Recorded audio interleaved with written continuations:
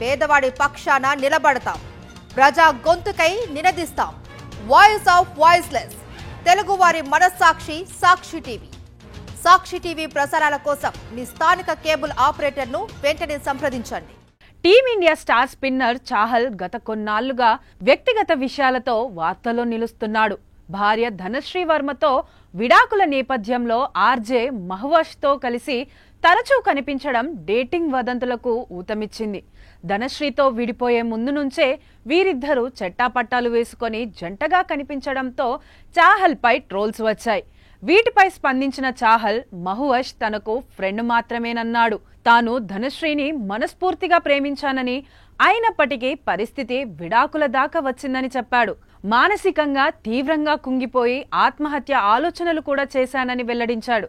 అటు చాహల్ మాజీ భార్య ధనశ్రీ వర్మ కూడా విడాకుల అంశంపై స్పందించింది. హ్యూమన్స్ బాంబేకు ఇచ్చిన ఇంటర్వ్యూలో మాట్లాడుతూ, విడాకుల కోసం తాము మానసికంగా పూర్తి స్థాయిలో సిద్ధమయ్యాం, కానీ ఆ రోజు జడ్జి గారు తీర్పిస్తున్నప్పుడు తాను భావోద్వేగాలను అదుపు చేసుకోలేకపోయానన్నారు.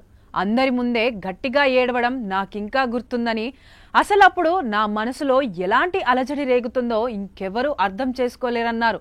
అయినా ఇది జరిగిపోయిన విషయమని, చాహల్ ముందుగా వైవాహిక జీవితం నుంచి బయటకు వెళ్లిపోయాడని చెప్పుకొచ్చింది. విడాకుల మంజూరు సందర్భంగా Chahal be your own sugar daddy అనే కోట్ రాసి ఉన్న టీషర్ట్ ధరించడం గురించి ధనశ్రీకి ప్రశ్న ఎదురైంది. దీనికి బదులిస్తూ, ఇలాంటి టీషర్ట్ స్టంట్ ఉంటుందని ముందుగానే తెలుసని, ఈ విషయంలో తప్పంతా నాదేనని చిత్రీకరించేందుకు చేసిన కుయుక్తు అని ఆరోపించారు. అయినా వాట్సాప్లో నాకు మెసేజ్ పెట్టి ఉంటే సరిపోయేది కదా, ఈ టీషర్ట్ డ్రామా ఎందుకు అంటూ ధనశ్రీ చాహల్కు కౌంటర్ ఇచ్చింది.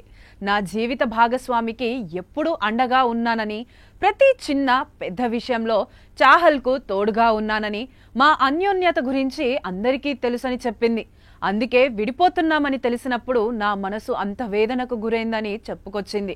కాగా కొరియోగ్రాఫర్, నటి ధనశ్రీ వర్మను 2020లో చాహల్ ప్రేమ వివాహం చేసుకున్నాడు. అయితే పెళ్లైన 2 ఏళ్లకే విభేదాలు తలెత్తగా ఈ ఏడాది మార్చిలో అధికారికంగా విడిపోయారు. భరణంగా ధనశ్రీ వర్మకు 4,74,00,000 చెల్లించేందుకు చాహల్ అంగీకరించాడట.